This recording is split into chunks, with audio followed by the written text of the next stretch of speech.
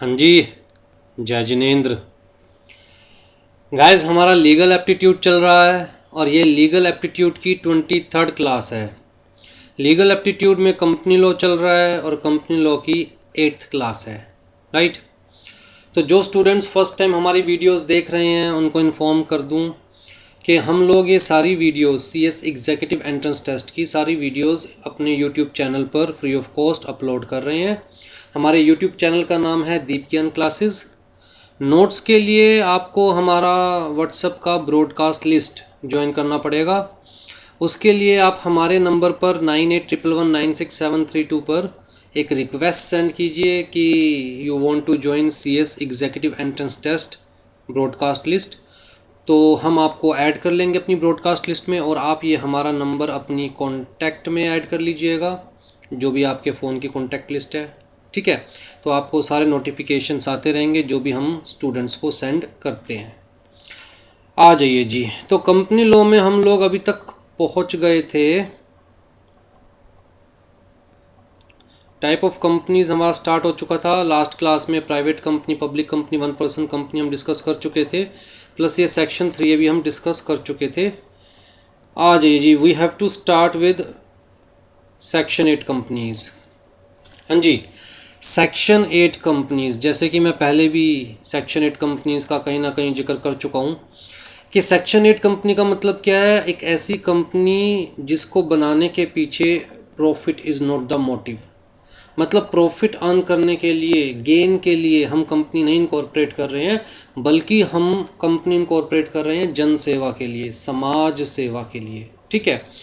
तो जी हम कह सकते हैं कि देखिए, या तो कंपनी बनाई जा सकती है, कोई भी कंपनी बनाई जा सकती है, या तो फॉर प्रॉफिट या गेन, मतलब जहां पर हम लोग बिजनेस करने वाले हैं जिस कंपनी में, ठीक है। या फिर फॉर नॉन प्रॉफिट मोटिव,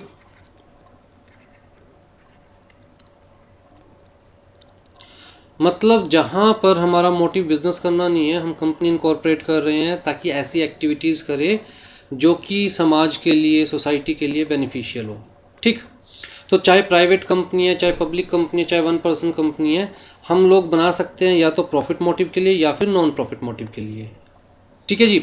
अगर नॉन प्रॉफिट मोटिव के लिए हमें कंपनी बनानी है तो हमें कुछ स्पेसिफिक प्रोविजंस फॉलो करने हैं और वो स्पेसिफिक प्रोविजंस बता रखे हैं सेक्शन 8 में।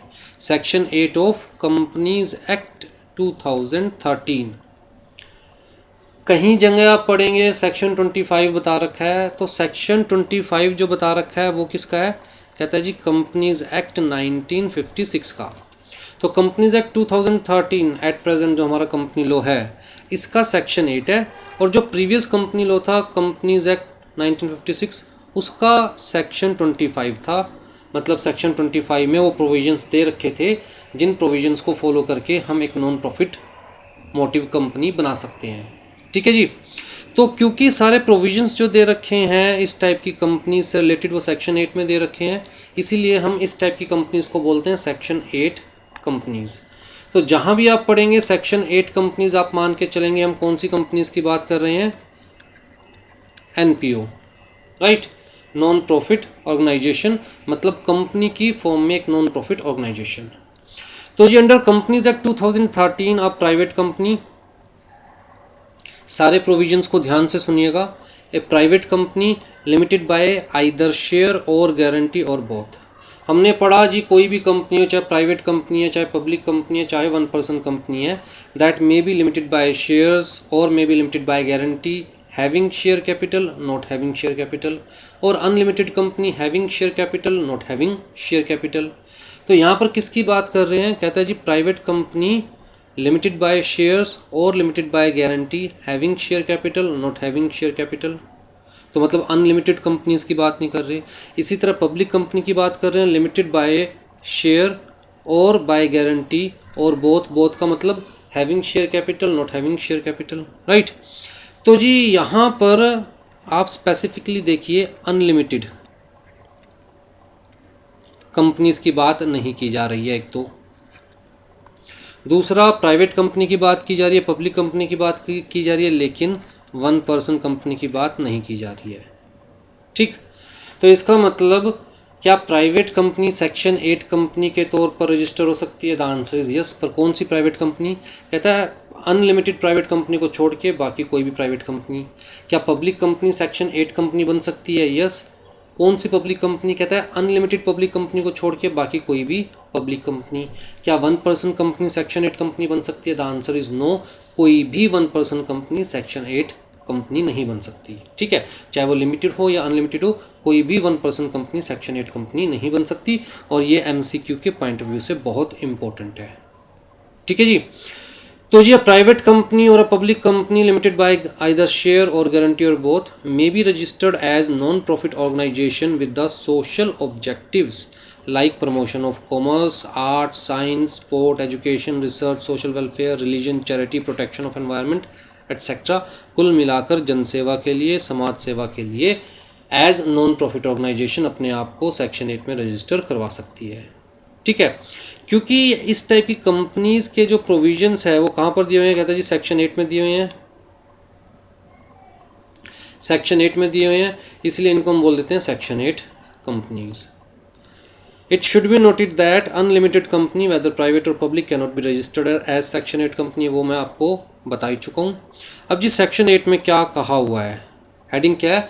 Formation of companies with charitable objects. Section 8 की हेडिंग ये है। कहता है where it is prove to the satisfaction of the central government, और सेंट्रल गवर्नमेंट की पावर किसको डेलीगेट कर रखी है? आरओसी को। ठीक, तो where it is prove to the satisfaction of ROC that a person or an association of persons propose to be registered under this act as limited company has its objects the promotion of commerce, art, science, sport, education, research, social welfare, वही सारे जो हमने ऊपर पढ़े हैं। पहली condition तो ये कि जी ऑब्जेक्ट क्या है आपका। आप कंपनी जब इनकॉर्पोरेट करते हो, मैंने आपको बताया है कि दो इंपॉर्टेंट डॉक्यूमेंट होते हैं, एक एमओए होता है, एक एओए होता है। एमओए मेमोरेंडम ऑफ एसोसिएशन जिसे हम कहेंगे constitution of the company, AOA articles of association जिसे हम बोलेंगे rule book, internal rule book of the company. तो जी मेमोरेंडम ऑफ एसोसिएशन के अंदर हमें लिखना होता है कंपनी के ऑब्जेक्ट्स क्या है, मतलब कंपनी का बिजनेस क्या होगा।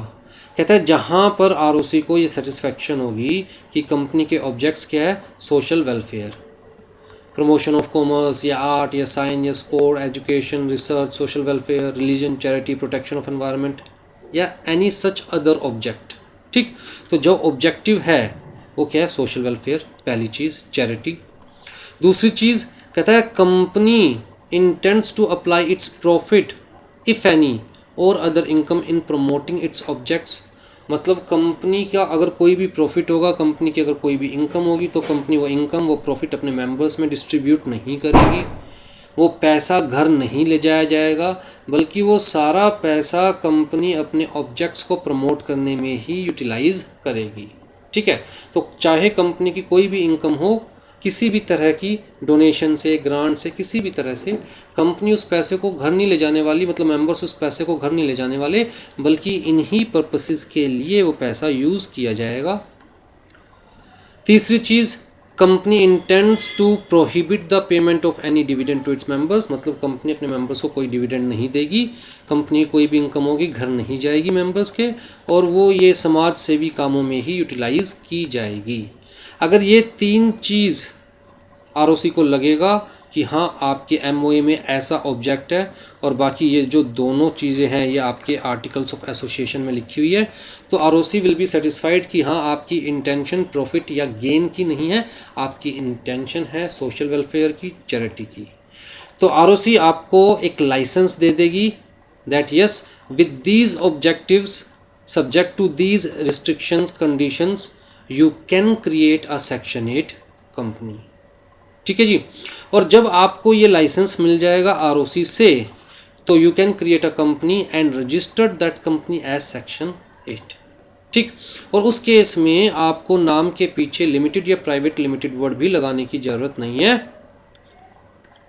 वैसे मैंने आपको बताया कि हर प्राइवेट कंपनी के पीछे लिखा होता है प्राइवेट लिमिटेड और हर पब्लिक कंपनी के पीछे लिखा होता है लिमिटेड, राइट। कंपलसरी है ये, कंपनी लॉ के प्रोविजन है ये कि हर प्राइवेट कंपनी को अपने नाम के पीछे प्राइवेट लिमिटेड लगाना है और हर पब्लिक कंपनी को अपने नाम के पीछे लिमिटेड लगाना है, ताकि लोगों को पता चले कि एक्चुअली में ये कंपनी है।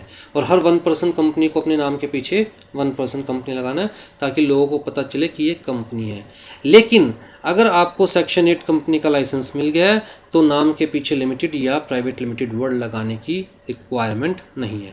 जैसे अगर मैं दीप ज्ञान की बात करूं तो अगर मैं सेक्शन 8 में रजिस्टर कर रहा हूं तो दीप ज्ञान सिंपल यूज़ कर सकता हूं। अगर मैं एज प्राइवेट कंपनी अपने आप को रजिस्टर कर रहा हूं, सेक्शन 8 में रजिस्टर नहीं कर रहा हूं, तो भैया मुझे फिर दीप ज्ञान प्राइवेट लिमिटेड लिखना पड़ेगा अपने नाम के पीछे। अगर मैं सिंपल पब्लिक कंपनी इनकॉर्पोरेट कर रहा हूँ जिसको सेक्शन 8 में रजिस्टर नहीं करवा रहा, तो मुझे दीप ज्ञान लिमिटेड वर्ड यूज़ करना पड़ेगा, ठीक है। तो जी सेक्शन 8 कंपनी केस में ये एग्जम्पशन कह लीजिए, प्रिविलेज कह लीजिए कि नाम के पीछे लिमिटेड या प्राइवेट लिमिटेड वर्ड यूज़ करने की ज़रूरत नहीं है, ठीक। तो जी अभी तक हम लोगों ने क्या समझा?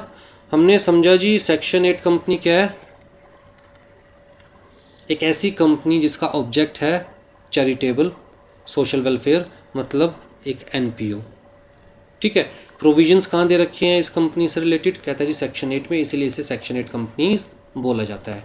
फिर जी हमने देखा कि कौन सी कंपनीज़ को सेक्शन 8 कंपनी रजिस्टर करवाया जा सकता है। कहता है जी या तो प्राइवेट कंपनी को या फिर पब्लिक कंपनी को। कहता है 1% company can not be registered as section 8 company. Private company में कौन सी? कहता है जी limited. Unlimited can not be registered as section 8 company. Limited कहता है जी चाहे लिमिटेड बाय शेयर्स हो या लिमिटेड बाय गारंटी हो या फिर लिमिटेड बाय गारंटी, मैं आगे लिख रहा हूँ नॉट हैविंग शेयर कैपिटल, या फिर limited by guarantee having share capital. मतलब एक ऐसी company which is limited by guarantee और उसकी शेयर कैपिटल भी है, तो मतलब बोथ, ठीक है। Unlimited company can not be registered as section 8 company. Similar provisions private company के लिए। कहता है जी लिमिटेड को रजिस्टर करवाया जा सकता है as section 8 company, but unlimited को रजिस्टर नहीं करवाया जा सकता। 1% कंपनी केस में कहता है चाहे लिमिटेड हो चाहे अनलिमिटेड हो, किसी भी तरह की 1% company as section 8 company register नहीं करवाई जा सकती, ठीक। लोग कहता है जी 1% कंपनी का जो स्टेटस हम दे रहे हैं इंडिविजुअल को कॉरपोरेट फॉर्म में काम करने के लिए, जो प्रिविलेज हम दे रहे हैं वो बिजनेस करने के लिए दे रहे हैं, जनसेवा करने के लिए नहीं दे रहे।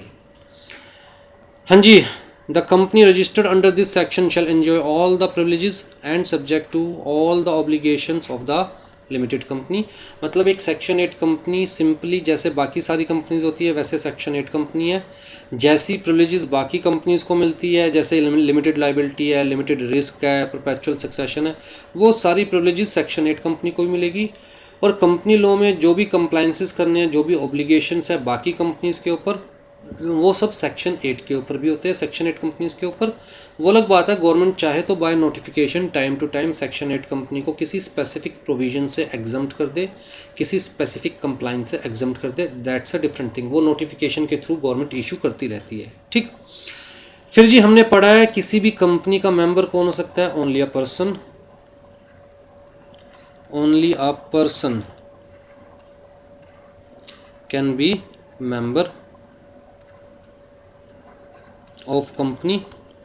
कहता है दिस पर्सन में बी नेचुरल पर्सन, आप जैसे मेरे जैसे, या आर्टिफिशियल पर्सन, जैसे कि कहता है कंपनी हो गई, बॉडी कॉर्पोरेट हो गई। इसका मतलब मैं या आप किसी कंपनी के मेंबर बन सकते हैं, द आंसर इज यस। इसका मतलब क्या एक कंपनी दूसरी कंपनी की मेंबर बन सकती है? The answer is yes. एक बॉडी कॉर्पोरेट किसी कंपनी की मेंबर बन सकती है? The answer is yes. क्या गवर्नमेंट किसी कंपनी की मेंबर बन सकती है? द आंसर इज यस, क्योंकि गवर्नमेंट लॉ की नज़रों में लीगल पर्सन है, ठीक है। अब अगर मैं कहूँ जी सेंट्रल गवर्नमेंट, तो जी सेंट्रल गवर्नमेंट के नाम पे जितने भी शेयर्स होंगे वो बेसिकली प्रेसिडेंट ऑफ इंडिया के नाम पर होते हैं, और स्टेट गवर्नमेंट के जो शेयर्स होते हैं वो basically governor of that state government के नाम पर होते हैं।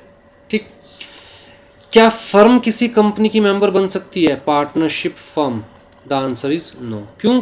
क्योंकि लॉ की नज़रों में partnership firm is not a person, partnership firm की कोई लीगल एग्जिस्टेंस नहीं होती।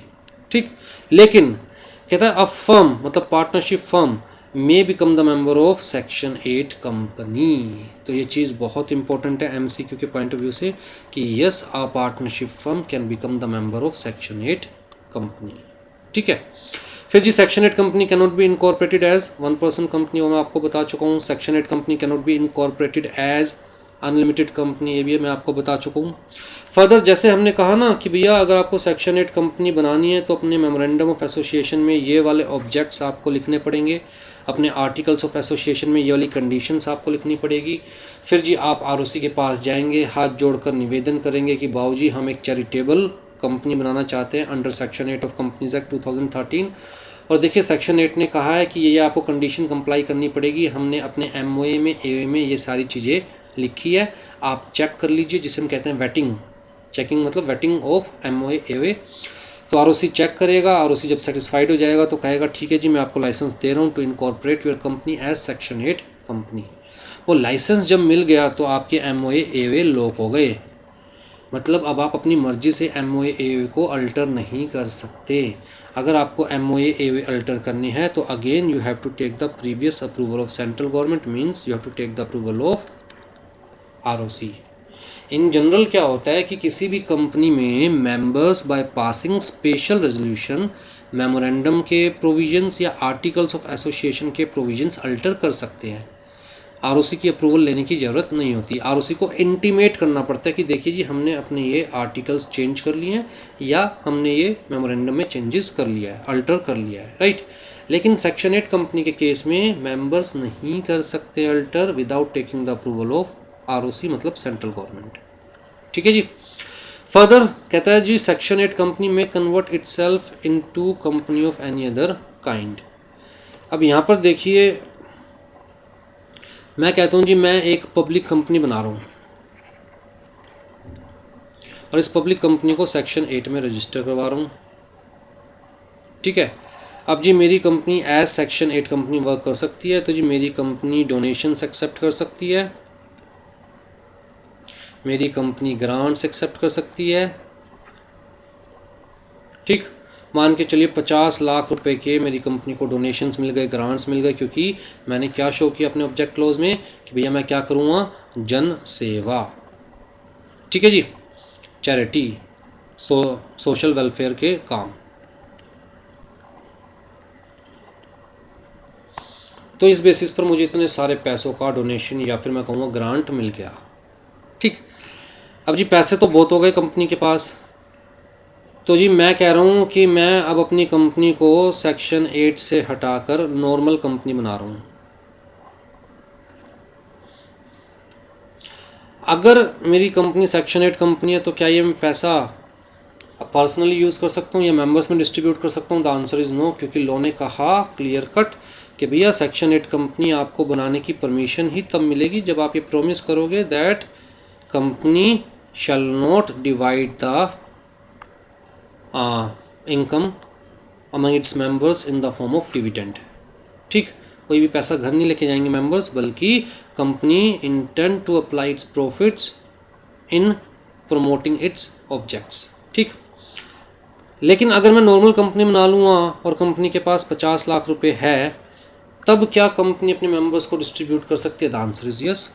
पहले सेक्शन 8 कंपनी थी, अब मैंने इसे कन्वर्ट कर लिया नॉर्मल कंपनी में, और लोग कह रहे जी कन्वर्ट कर सकते हो but subject to certain conditions. Government कहेगी बेटा 50 लाख रुपए कहाँ लेके जा रहे हो, ये देते जाओ, जन सेवा के लिए आपने 50 लाख रुपए इकट्ठे किए थे ना, अब आप जन सेवा तो करोगे नहीं, क्योंकि आपने अपनी कंपनी को अब बिजनेस कंपनी में कन्वर्ट कर लिया, नॉर्मल कंपनी में कन्वर्ट कर लिया है, तो अब जन सेवा तो आप कर नहीं रहे हो। तो जो पैसा जन सेवा के नाम पर इकट्ठा किया था, जो एसेट्स जन सेवा के नाम पर बनाई थी, वो सारी देते जाओ, किसी और सेक्शन 8 कंपनी को देते जाओ जो कि जेन्युइनली लोगों की सेवा कर रही है। ये आप अपने साथ नहीं ले जा सकते while conversion the section 8 company in any other kind of company. ठीक है, तो कुछ स्पेसिफिक आपको प्रोविजंस कंप्लाई करने पड़ेंगे for such conversions only after complying with such conditions as may be prescribed. Clear जी, सेक्शन 8 कंपनी क्या होती है। अब आ जाइए जी गवर्नमेंट कंपनीज के ऊपर। कहता है चाहे पहली चीज़ तो आप एक चीज़ बताइए, 1 पर्सन कंपनी की डेफिनेशन क्लियर है। 1 पर्सन कंपनी में सिर्फ एक ही मेंबर हो सकता है और वो जो मेंबर होगा that shall be a natural person. इसका मतलब क्या गवर्नमेंट 1 पर्सन कंपनी की मेंबर हो सकती है? The answer is no, because government is not a natural person. ठीक, अब जी बात आती है प्राइवेट कंपनी की, पब्लिक कंपनी की।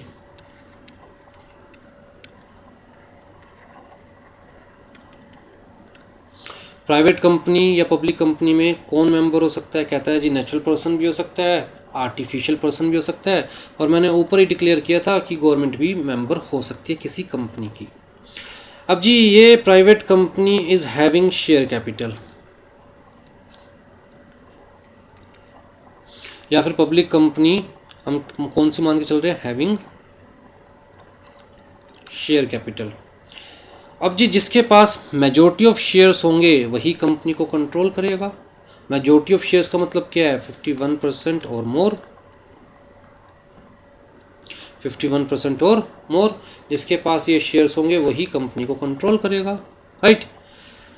तो अगर किसी प्राइवेट कंपनी या किसी पब्लिक कंपनी में पेड अप शेयर कैपिटल किसने होल्ड की हुई है? गवर्नमेंट ने। कितनी? नॉट लेस देन 51%, मतलब 51% or more paid up capital government ने होल्ड की हुई है, तो उस प्राइवेट कंपनी को या उस पब्लिक कंपनी को हम क्या बोलेंगे? Government company. सिंपल, इतनी सी बात है, राइट। तो it depends upon the holding of government in a company. कहता है जी government company means a company in which not less than 51% of paid up share capital, paid up share capital की बात कर रहे हैं यहाँ पर, राइट, इज हेल्ड बाय। कहता है चाहे कोई भी गवर्नमेंट हो, सेंट्रल गवर्नमेंट है, स्टेट गवर्नमेंट है, या central government plus state government ने मिलकर होल्ड की हुई है। जैसे मैं कहता हूँ जी सेंट्रल गवर्नमेंट ने होल्ड कर रखा है 10% किसी कंपनी में, फिर जी दिल्ली गवर्नमेंट ने होल्ड कर रखा है 20%, फिर जी हरियाणा गवर्नमेंट ने होल्ड कर रखा है 22%, तो टोटल मिला के कितना हो गया? मोर देन 51% हो गया, राइट। तो जिस कंपनी को क्या कंसिडर करा जाएगा? गवर्नमेंट कंपनी, क्योंकि मेजोरिटी ऑफ शेयर्स किसके पास है? गवर्नमेंट के पास।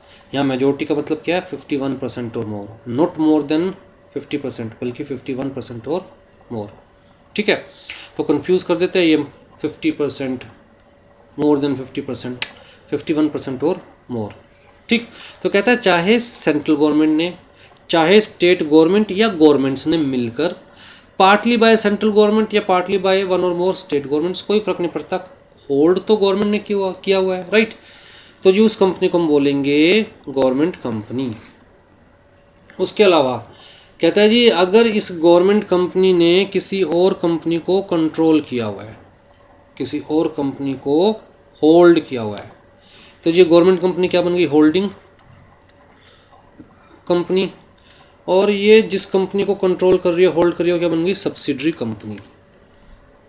ठीक है, तो कहता है ये जो सब्सिडरी कंपनी है जिसे गवर्नमेंट कंपनी ने होल्ड किया हुआ है, means this is the subsidiary of government company, तो इस कंपनी को भी गवर्नमेंट कंपनी कंसीडर किया जाएगा। क्यों? कहता है जी देखिए गवर्नमेंट कंपनी में कंट्रोल है गवर्नमेंट का, तो गवर्नमेंट जो चाहेगी वो गवर्नमेंट कंपनी को करना पड़ेगा। अब जी इस कंपनी में कंट्रोल है गवर्नमेंट कंपनी का, तो गवर्नमेंट कंपनी जो चाहेगी वो इस कंपनी को करना पड़ेगा। तो गवर्नमेंट इस कंपनी के थ्रू इस कंपनी में कुछ भी करवा सकती है, तो इसका मतलब ये कंपनी भी किसके कंट्रोल में हो गई? एक तरह से गवर्नमेंट के कंट्रोल में। तो इस कंपनी को भी क्या कंसिडर किया जाएगा? गवर्नमेंट कंपनी, चाहे इस कंपनी में गवर्नमेंट की 51% और मोर शेयर होल्डिंग है या नहीं है, चाहे इस कंपनी में गवर्नमेंट की एक भी पैसे की शेयर होल्डिंग है या नहीं है, लेकिन क्योंकि गवर्नमेंट कंपनी इसे कंट्रोल कर रही है तो गवर्नमेंट कंपनी के थ्रू इसमें कुछ भी करवा सकती है, इससे कुछ भी करवा सकती है, तो जी इसे भी गवर्नमेंट कंपनी ही कंसीडर किया जाएगा। ठीक है जी। Includes a company which is the subsidiary of such a government company. तो ऐसी company which is the subsidiary of government company is also considered as government company whether government is holding 51% or more shares in such company or not. Government companies are subject to all the provisions of the act. कहता है जैसे बाकी companies के ऊपर इस act के provisions applicable है, वैसे ही गवर्नमेंट कंपनीज के ऊपर भी इस एक्ट के प्रोविजंस एप्लीकेबल है। हाँ, गवर्नमेंट चाहे तो स्पेसिफिक नोटिफिकेशंस लाकर गवर्नमेंट कंपनीज़ को एग्जम्प्ट कर सकती है किसी प्रोविज़न से, या गवर्नमेंट कंपनीज़ को कोई स्पेसिफिक प्रिविलेज दे सकती है। ठीक, गवर्नमेंट कंपनी में भी formed as private limited company और पब्लिक लिमिटेड कंपनी। वो तो मैं आपको बता ही चुका हूँ कि 1% company can not become a government company, क्योंकि 1% कंपनी का मेंबर कौन हो सकता है? सिर्फ एक नेचुरल पर्सन, गवर्नमेंट हो ही नहीं सकती। आज है जी फॉरेन कंपनी। अब देखिए कंपनी कहाँ पर इनकॉर्पोरेट होती है, इस बेसिस पर हम कंपनीज़ को कैटेगराइज कर सकते हैं, इंडियन कंपनीज़ या फॉरेन कंपनीज़। अगर कोई कंपनी इंडिया में इनकॉर्पोरेट हो रही है, इंडिया में रजिस्टर हो रही है, तो उसे हम बोलेंगे इंडियन कंपनी। लेकिन अगर कोई कंपनी फॉरेन में इनकॉर्पोरेट हुई है तो उसे हम बोलेंगे फॉरेन कंपनीज़। ठीक है, मान के चलते हैं कंपनी है XYZ लिमिटेड, ये USA में इनकॉर्पोरेट हुई और इसका जो बिज़नेस है वो भी सारा कहाँ पर है? USA में। इस कंपनी का इंडिया से कोई लेना देना नहीं है। बात को समझिए कि कंपनी का इंडिया में कोई लेना देना नहीं है, कोई बिज़नेस नहीं है, कोई मतलब बिज़नेस एक्टिविटी नहीं है। तो जी क्या इंडिया की नज़रों में ये कंपनी एग्जिस्ट करती है? The answer is no. India की नज़रों में ये कंपनी एग्जिस्ट ही नहीं करती। तो क्या इसके ऊपर कंपनी लॉ के प्रोविजंस एप्लीकेबल होंगे, इंडियन कंपनी लॉ के, कंपनीज एक्ट 2013 के? The answer is no. कौन सी फॉरेन कंपनी के ऊपर कंपनीज एक्ट 2013 के प्रोविजंस एप्लीकेबल होंगे? ऐसी फॉरेन कंपनी जो कि फॉरेन में इनकॉर्पोरेट हुई है पर प्लेस ऑफ बिजनेस इंडिया में भी है, बिजनेस एक्टिविटी इंडिया में भी कर रही है। अब लोग कहते हैं भैया आप इंडिया में भी बिजनेस कर रहे हो तो आपको कंपनीज एक्ट 2013 के कुछ प्रोविजंस कंप्लाई करने पड़ेंगे, तो उनको फॉरेन कंपनी की डेफिनेशन में रखा गया है। तो जी foreign company means a company या body corporate incorporated outside India which has a place of business in India whether by itself or through an agent physically or through electronically, कोई फर्क नहीं पड़ता, but having a place of business in India and conduct any business activity in India. तो जी कुल मिला के जैसे अमेज़ोन है, अब जी वो आउटसाइड इंडिया इनकॉर्पोरेट हुई बट बिजनेस एक्टिविटी तो इंडिया में भी कर रही है ना। जब इंडिया में बिजनेस एक्टिविटी कर रही है तो इंडियन लॉज तो उसे कंप्लाई करने पड़ेंगे। तो जी कंपनी लॉ के कुछ स्पेसिफिक प्रोविजंस जो कि फॉरेन कंपनी पर एप्लीकेबल है वो अमेज़ोन पर भी अप्लाई हो जाएंगे। ठीक, तो हमें सिर्फ वो फॉरेन कंपनी नहीं याद रखनी जो आउटसाइड इंडिया इनकॉर्पोरेट हुई है, बल्कि उस फॉरेन कंपनी की बात कर रहे हैं जो आउटसाइड इंडिया इनकॉर्पोरेट हुई है but having the place of business in India and conducting some business activity in India. आज जी एसोसिएट कंपनी। देखिए दो तरह का साथ होता है कंपनीज का, एक कहता है जी दोनों हाथ पकड़कर चल रही है, तो मतलब दोनों क्या एक दूसरे की एसोसिएट, तो दोनों हाथ पकड़कर साथ साथ चल रही है। दूसरा कहता है जी होल्डिंग सब्सिडरी, कहता है जी एक कंपनी दूसरी कंपनी को होल्ड कर रही है, तो जी एक की छत्र छाया में दूसरी कंपनी है, राइट। तो ये वाली कंपनी क्या है? होल्डिंग, और ये कंपनी जिसे होल्ड कर रही है वो क्या हो गई? उसकी सब्सिडरी। ठीक है, तो यहाँ पर भी दोनों कंपनी आपस में जुड़ी हुई है, लेकिन किस फॉर्म में? होल्डिंग सब्सिडरी की फॉर्म में। यहाँ पर दोनों कंपनी हम सिंपल एग्जांपल अगर मैं लेना चाहूँ तो यहाँ पर बॉस और सर्वेंट के फॉर्म में, जबकि यहाँ पर एसोसिएट की बात करें तो फ्रेंड्स के फॉर्म में। तो यहाँ पर भी दो कंपनीज आपस में जुड़ी हुई है, इसलिए हम कह रहे हैं आपस में एसोसिएट्स है। यहाँ पर भी दो कंपनीज आपस में जुड़ी हुई है, लेकिन हम कह रहे हैं जी बॉस और सर्वेंट के तौर पे, राइट। तो जी हम बात कर रहे हैं फिलहाल एसोसिएट्स की, मतलब जो दो कंपनीज आपस में क्या है, फ्रेंड्स एक तरह से, ठीक है जी। तो कहता है जी associate company in relation to another company. हम बात कर रहे हैं कि भैया दीप ज्ञान की एसोसिएट कौन है। तो associate in relation to any other company let's say X Y Z. कहता है associate company in relation to any other company means company in which that other company has a significant influence. तो जी अगर x Y Z का दीप ज्ञान में significant influence है तो मान के चलेंगे दोनों के आपस में एसोसिएट, पहली चीज़। दूसरी चीज़ कहता है जो जॉइंट वेंचर कंपनीज़ हैं, दो कंपनीज मिलकर जॉइंट वेंचर कर रही है कोई, तो वो तो हम एसोसिएट मान कर ही चलेंगे। तो जी कोई भी जॉइंट वेंचर कर रही है दो कंपनीज मिलकर या दो से ज़्यादा कंपनीज मिलकर, तो वो सारी तो आपस में एसोसिएट है ही है। उसके अलावा अगर एक कंपनी का दूसरी कंपनी में सिग्निफिकेंट इन्फ्लुएंस है तो भैया मान के चलेंगे Deep Gyan is the associate of X Y Z limited, ठीक। तो सिग्निफिकेंट इन्फ्लुएंस का मतलब कहता है control of at least 20% of total share capital. Control of at least 20% of total share capital मतलब X Y Z limited Deep Gyan limited के 20% एटलीस्ट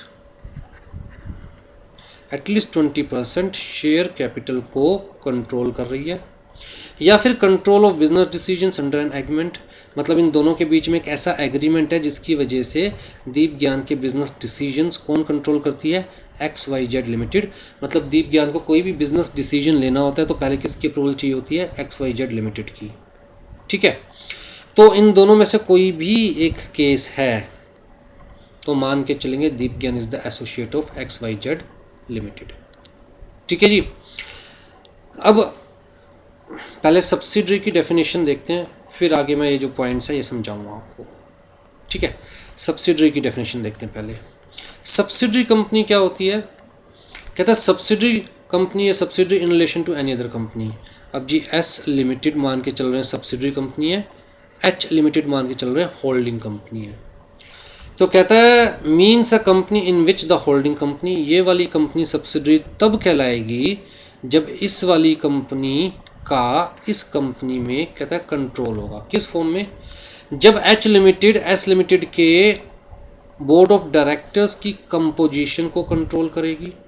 मतलब एस लिमिटेड में डायरेक्टर्स किसे अपॉइंट किया जाएगा, कितने डायरेक्टर्स होंगे, कितने इंडिपेंडेंट डायरेक्टर्स होंगे, कितने एग्जीक्यूटिव होंगे, कितने नॉन एग्जीक्यूटिव होंगे।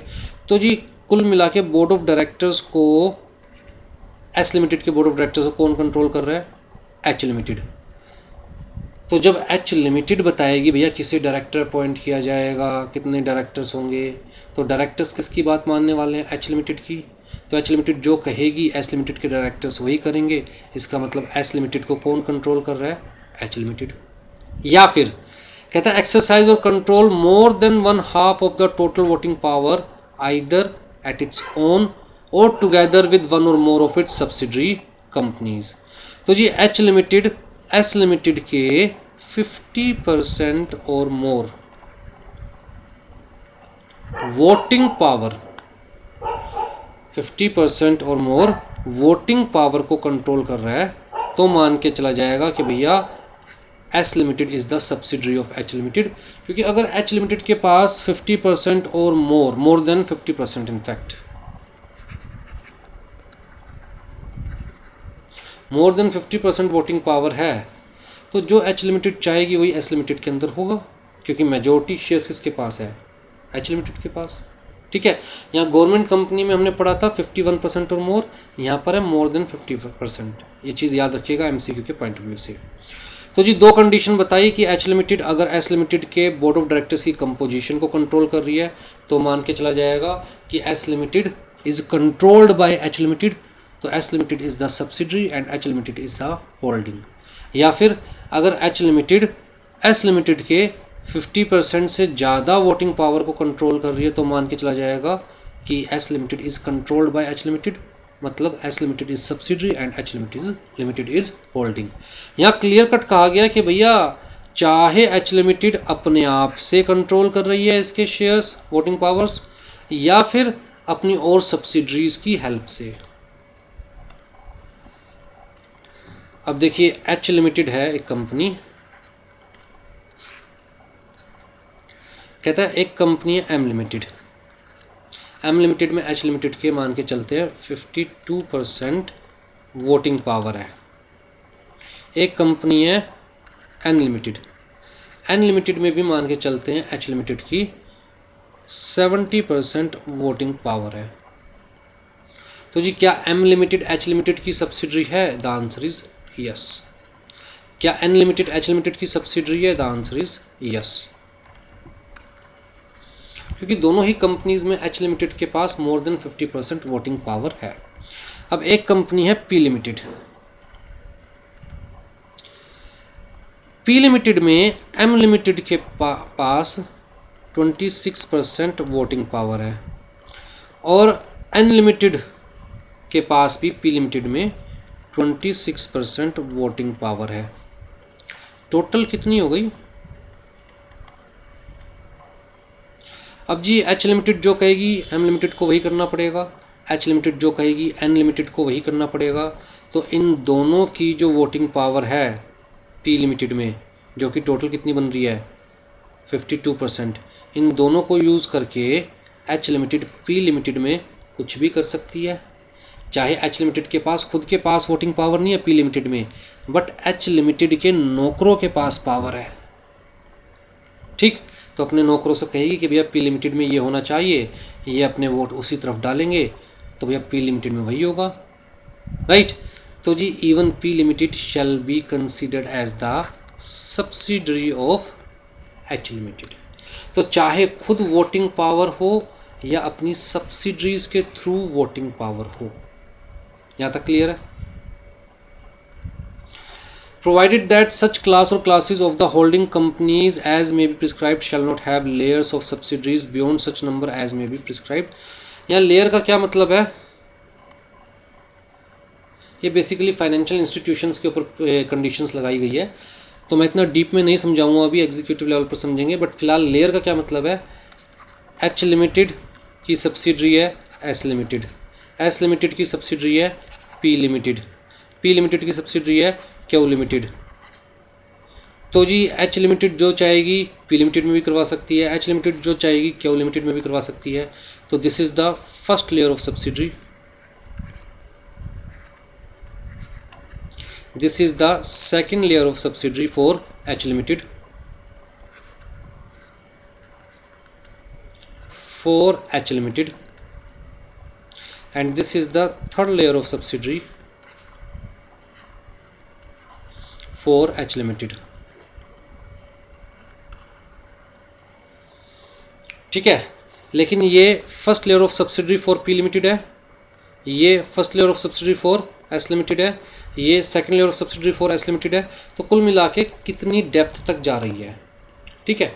अब जी होता क्या है कि कुछ कंपनीज फाइनेंशियल इंस्टीट्यूशन स्पेसिफिकली जो फाइनेंशियल कंपनीज होती है वो मल्टीपल लेयर बनाती जाती है, अपने नीचे सब्सिडरी, फिर उसके नीचे सब्सिडरी, फिर उसके नीचे सब्सिडरी, फिर उसके नीचे सब्सिडरी, और ट्रांजैक्शंस घुमाती रहती है कुल मिलाकर अथॉरिटीज़ को कंफ्यूज करने के लिए, ताकि अथॉरिटीज़ समझ ना पाए कि पैसे कहाँ से आए हैं और कहाँ पर जा रहे हैं। तो बेसिकली मनी लॉन्ड्रिंग के पॉइंट ऑफ व्यू से, ब्लैक मनी के पॉइंट ऑफ व्यू से सब्सिडरीज़ की लेयर बनाती चली जाती है। ठीक है, तो इसलिए लोगों ने कहा जी जो फाइनेंशियल कंपनीज़ हैं, फाइनेंशियल इंस्टीट्यूशंस हैं, वो एक मैक्सिमम एक लेवल तक ही सब्सिडरीज़ बना सकती है, लेयर्स बना सकती है। जैसे कि मान के चलिए कि सिर्फ 2 ही लेयर बना सकती है, ये फर्स्ट लेयर, ये सेकंड लेयर, या 3 ही लेयर बना सकती है, इससे नीचे और लेयर नहीं बना सकती। ठीक, तो इतनी डिटेल में नहीं है आपके में, और मैं आपको कंफ्यूज भी नहीं करना चाह रहा यहाँ पर। हाँ जी, the company shall be deemed to be the subsidiary of holding company even if the controlled अच्छा, ये चीज़ मैं आपको बता चुका हूँ कि चाहे वो खुद करे या किसी अनदर सब्सिडरी कंपनी के थ्रू कंट्रोल करे। Composition of board of director shall be deemed to be controlled by another company if that other company by exercise of some power exercisable by it at its discretion can appoint or remove all or majority of the directors of the subsidiary company. तो ये मान के चलेंगे कि S limited के board of directors की composition control कर रही है कब, जब एस लिमिटेड के majority of directors H limited के कहने पर अपॉइंट हो या रिमूव हुए। ठीक है, here company includes body corporate, वो चीज़ ठीक है। तो अब यहाँ पर आपको एक चीज़ समझने की ज़रूरत है। हम कहते हैं 20% कंट्रोल है एटलीस्ट, तो भैया एसोसिएट एटलीस्ट 20% कंट्रोल है, तो 20% से ज़्यादा ही कंट्रोल होना चाहिए। इसे 20% लिख रहा हूँ और आगे बढ़ाते हैं इसे।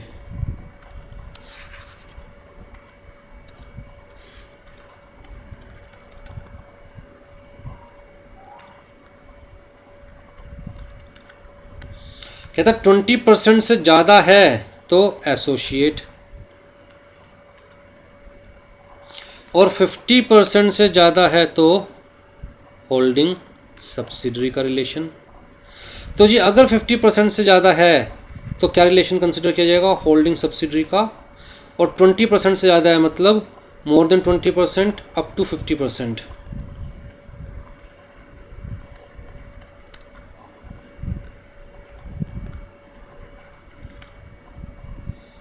तो भैया एसोसिएट का रिलेशन कंसिडर किया जाएगा।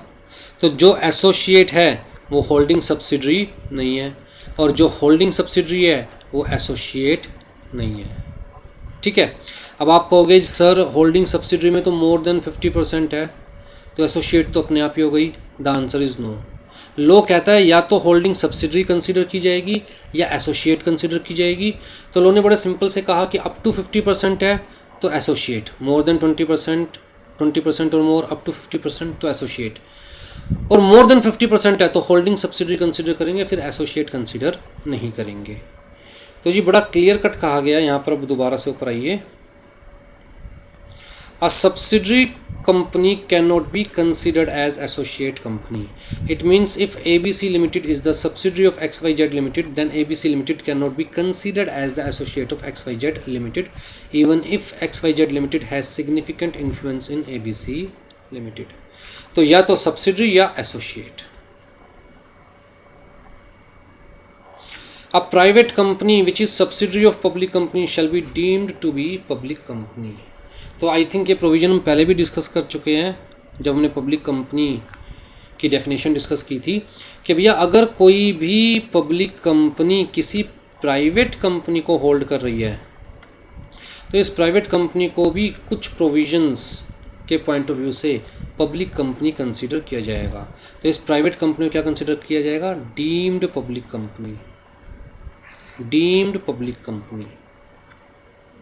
ठीक है जी। आज ये जी होल्डिंग कंपनी की डेफिनेशन बड़ी आसान है। कहता है एक कंपनी सब्सिडरी है या नहीं है वो ऊपर वाली डेफिनेशन से पता चल जाएगा। अगर एक सब्सिडरी है तो दूसरी अपने आप क्या हो जाएगी, holding company. Holding company in relation to one or more other companies means a company of which such companies are subsidiary company. ठीक है, अब यहाँ पर आपको कुछ चीज़ें याद रखनी है। सेक्शन 19 के कुछ प्रोविजंस याद रखनी है।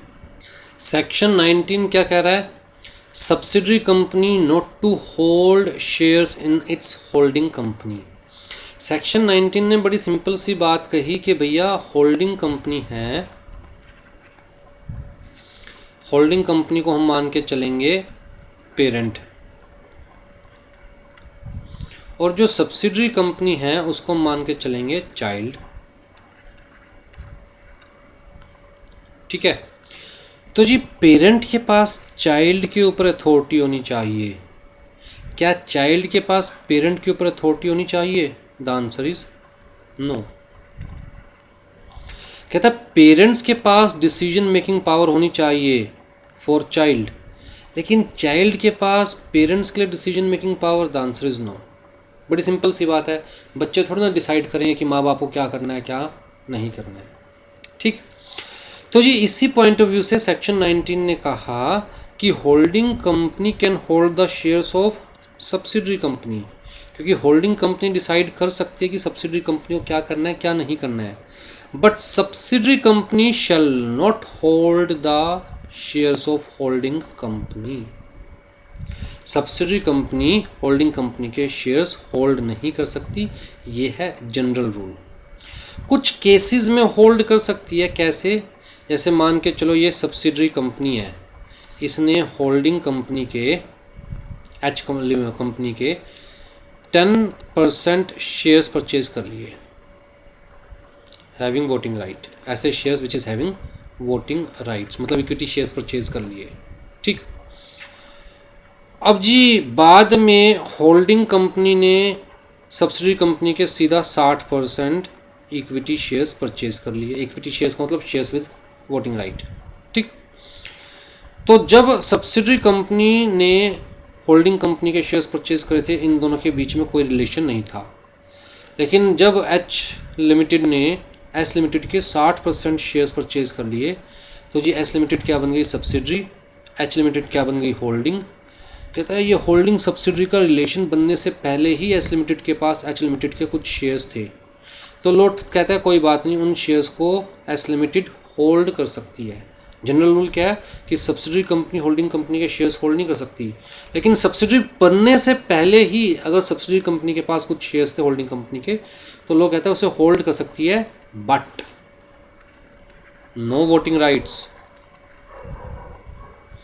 कहता है सब्सिडरी कंपनी इन शेयर्स के अगेंस्ट एच लिमिटेड में अपने कोई वोटिंग राइट्स यूज़ नहीं कर सकती, क्योंकि चाइल्ड पेरेंट्स के अगेंस्ट कोई वोटिंग राइट यूज़ नहीं कर सकते, डिसीजन मेकिंग में कोई पार्टिसिपेशन नहीं ले सकते, ठीक है जी। या फिर मान के चलिए कि एस लिमिटेड है विच is the subsidiary of H limited. तो जी एक बंदा है ए, मिस्टर ए के पास एच लिमिटेड के 200 शेयर्स है, और मिस्टर ए एस को अपना क्या बना लेता है? नॉमिनी। एस को क्या बना लेता है? अपना नॉमिनी। ये दोनों क्या है? होल्डिंग सब्सिडरी, ये सब्सिडरी है, ये होल्डिंग है।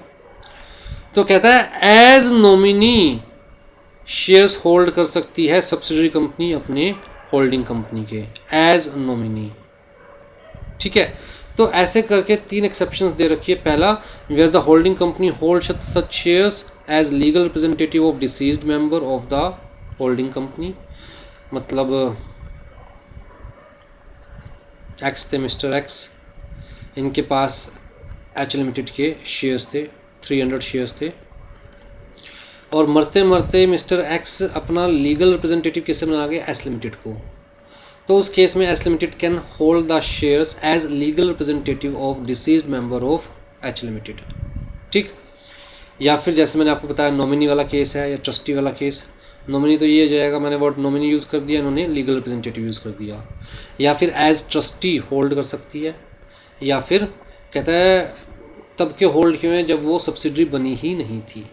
तो सिर्फ इन 3 सिचुएशन में एक सब्सिडरी कंपनी अपनी होल्डिंग कंपनी के शेयर्स होल्ड कर सकती है, लेकिन कहता है इस सिचुएशन में तो वोटिंग राइट भी यूज़ नहीं कर सकती। इन सिचुएशन में वोटिंग राइट यूज़ कर सकती है? The answer is yes. क्यों? क्योंकि अगर वो एज ए ट्रस्टी या एज ए लीगल रिप्रेजेंटेटिव, कहता है एज ट्रस्टी या एज लीगल रिप्रेजेंटेटिव होल्ड कर रखे शेयर्स एस लिमिटेड ने एच लिमिटेड के, तो एस लिमिटेड अगर वोट करेगी, वोटिंग राइट यूज़ करेगी, तो वो अपने बिहाफ पे यूज़ नहीं कर रही, बल्कि एज ए ट्रस्टी वो ट्रस्ट के बिहाफ पर यूज़ कर रही है। एज ए लीगल रिप्रेजेंटेटिव वो डिसीज्ड मेंबर के बिहाफ पर यूज़ कर रही है वोटिंग राइट। तो लॉ ने इसको अपने लेवल पर वोटिंग राइट यूज़ करने के लिए मना कर दिया। इसलिए लॉ ने कहा कि अगर आपने अपने नाम से होल्ड किए हुए थे शेयर्स सब्सिडरी बनने से पहले, तो कोई बात नहीं, होल्ड कर रखो, लेकिन वोटिंग राइट यूज़ नहीं करोगे। लेकिन अगर आप as a trustee as a legal representative आप होल्ड कर रहे हो, तो you can use the voting right, क्योंकि मान के चला जाएगा कि आप अपने लिए वोटिंग राइट यूज़ नहीं कर रहे हो, बल्कि ट्रस्ट के लिए या फिर प्रिंसिपल है उसके लिए वोटिंग राइट यूज़ कर रहे हो। ठीक है जी।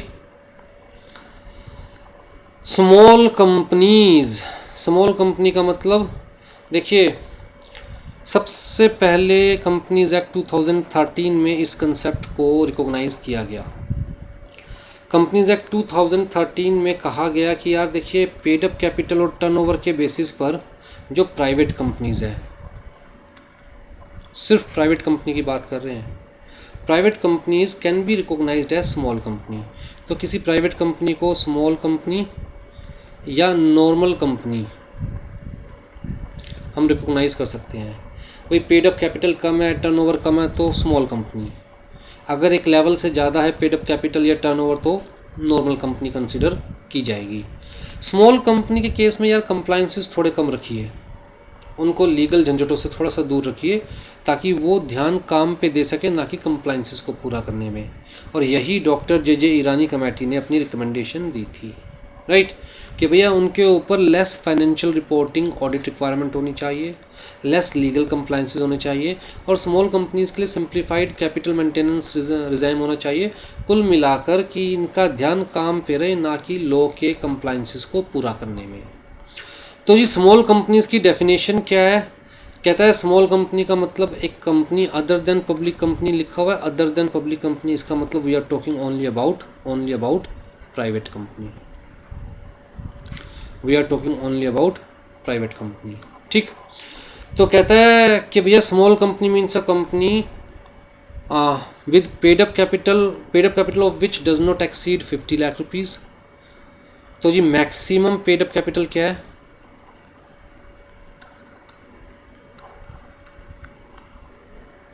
अगर गवर्नमेंट चाहे तो हायर अमाउंट प्रिस्क्राइब कर सकती है, बट मैक्सिमम कितनी कर सकती है government prescribe? 10 crore rupees rules में प्रिस्क्राइब करेगी गवर्नमेंट, लेकिन अभी तक कितनी है maximum paid up capital? 50 lakh.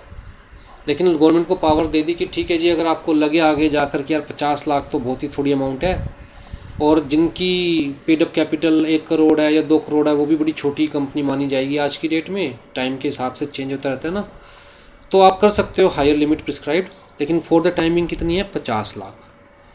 तो अगर पेड अप कैपिटल मैक्सिमम कितनी है? 50 लाख, 50 लाख है या उससे कम है तो स्मॉल कंपनी कंसिडर की जाएगी। एंड साथ में टर्नओवर जो है उस कंपनी की वो भी क्या है?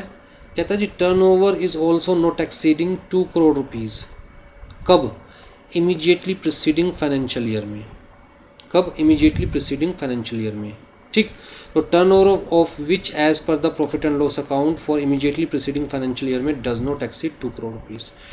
तो ना तो पेड अप कैपिटल 50 लाख से ज़्यादा है, एंड प्लस दोनों कंडीशन सेटिस्फाई होनी चाहिए, प्लस एंड कहता है ना ही जो टर्नओवर है वो 2 करोड़ से ज़्यादा है। तो भैया छोटी सी कंपनी है यार ये तो। अगर पेड अप कैपिटल 50 लाख से ज़्यादा चली जाए या टर्नओवर 2 करोड़ से ज़्यादा चली जाए फिर स्मॉल कंपनी कंसीडर नहीं की जाएगी।